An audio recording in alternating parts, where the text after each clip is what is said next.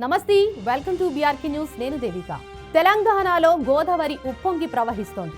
ఎగువ ప్రాంతాల్లో కురుస్తున్న భారీ వర్షాలు గోదావరి నదిలో వరద ప్రవాహం క్రమం పెరుగుతోంది. శుక్రవారం నాటికి గోదావరి నీటి మట్టం 36.6 అడుగులు నమోదు కాగా ఇది వరద ముప్పుకు సంకేతంగా భావించబడుతోంది. శనివారం ఉదయానికి నీటి మట్టం 40.5 అడుగులకు చేరింది. అధికారులు తెలిపిన వివరాల ప్రకారం ఎగువ ప్రాంతాల్లో వర్షాలు అధికంగా పడటంతో నదిలోకి భారీగా వరద నీరు వచ్చి చేరుతుంది.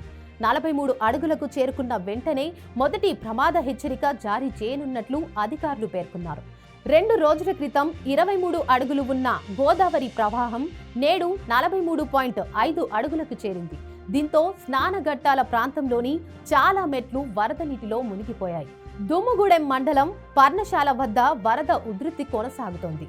పర్ణశాల సీతవాగు వద్ద ఉన్న సీతమ్మ నారచీరల ప్రాంతం నీట మునగడంతో పర్ణశాల పుణ్యక్షేత్రానికి వచ్చిన భక్తులు, యాత్రికులు నారచీరల ప్రాంతాన్ని తిలకించకుండానే వెనుదిరుగుతున్నారు.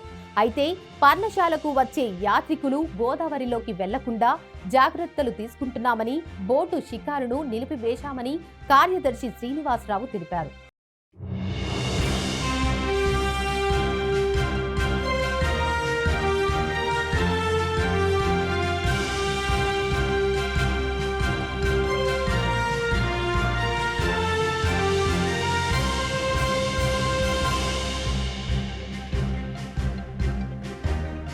గోదావరిలో నీటి మట్టం 43 అడుగులకు చేరితే అధికారులు మొదటి ప్రమాద హెచ్చరిక జారీ చేయనున్నారు. ఇక ఎగువ నుంచి భారీగా వరద నీరు వస్తుండటంతో భద్రాచలం వద్ద గోదావరి మరింత పెరిగే అవకాశం ఉంది. మరోపక్క బాజేడు మండలం టేకులగూడెం వద్ద జాతీయ రహదారిపై గోదావరి వరద నీరు చేరడంతో తెలంగాణ, ఛత్తీస్గఢ్కు రాకపోకలు స్తంభించాయి. అటువైపు వాహనాలకు వెళ్లకుండా పోలీసులు బారికేడ్లు ఏర్పాటు చేశారు. ఈ విషయాన్ని ఆంధ్రప్రదేశ్ విపత్తుల నిర్వహణ సంస్థ ఎండీ ప్రఖర్ జైన్ శుక్రవారం స్పష్టం చేశారు. నది పరివాహక గ్రామాలు, లంక ప్రాంతాల్లోని ప్రజలు అప్రమత్తంగా ఉండాలని ఆయన విజ్ఞప్తి చేశారు. ఇదే సమయంలో ధవళేశ్వరం వద్ద వరద ప్రవాహం ఇన్ఫ్లో, అవుట్ఫ్లో 2.9 లక్షల క్యూసెక్కులుగా నమోదైనట్లు తెలిపింది. వరద నీరు భారీగా దిగువకు రావడం ప్రారంభమైందని సూచించింది.